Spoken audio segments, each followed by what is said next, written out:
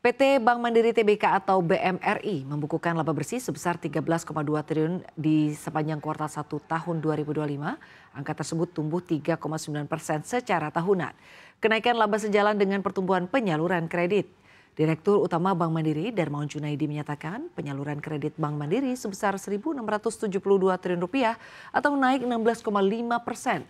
Dalam penyaluran kredit, Bank Mandiri fokus pada sektor-sektor yang prospektif dan resilient seperti konstruksi dan infrastruktur, energi, makanan dan minuman, serta sektor padat karya lainnya.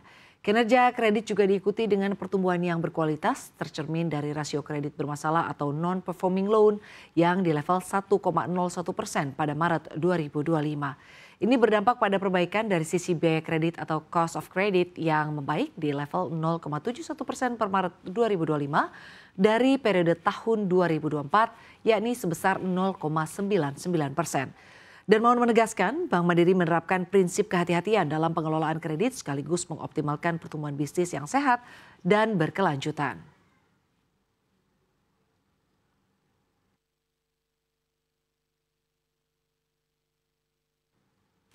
PT Bank Syariah Indonesia Tbk membukukan laba bersih periode berjalan sebesar Rp1,87 triliun, naik 10,05% secara tahunan pada kuartal 1 2025 dari setahun sebelumnya, yakni sebesar Rp1,7 triliun.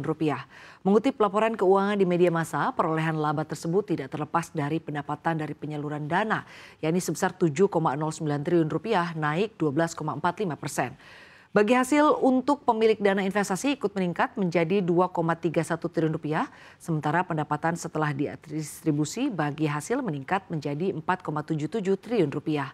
Di sisi lain, penyaluran pembiayaan BSI tercatat sebesar Rp286,59 triliun, sementara total dana pihak ketiga sebesar Rp319,13 triliun.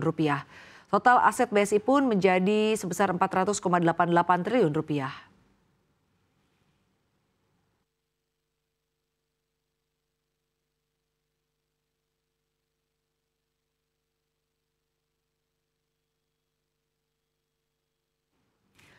Bank Plat Merah PT Bank Rakyat Indonesia Persero Tbk membukukan laba bersih periode berjalan Rp13,8 triliun, turun 13,63% secara tahunan. Mengutip laporan keuangan di media massa, perolehan laba tersebut tidak terlepas dari pendapatan bunga bersih sebesar Rp49,83 triliun atau turun 1,51%. Penyaluran kredit BRI yang tercatat sebesar Rp1.373,66 triliun tumbuh 9,33%. Dari jumlah tersebut, kredit UMKM tercatat sebesar Rp1.126,02 triliun dengan komposisi sebesar 81,97% terhadap total portofolio kredit. Kualitas kredit pun terjaga pada 3 bulan pertama di tahun ini. Di sisi lain, BRI berhasil mencatatkan total dana pihak ketiga sebesar Rp1.421,6 triliun. Aset BRI pun menjadi sebesar Rp2.098,23 triliun di kuartal 1 2025.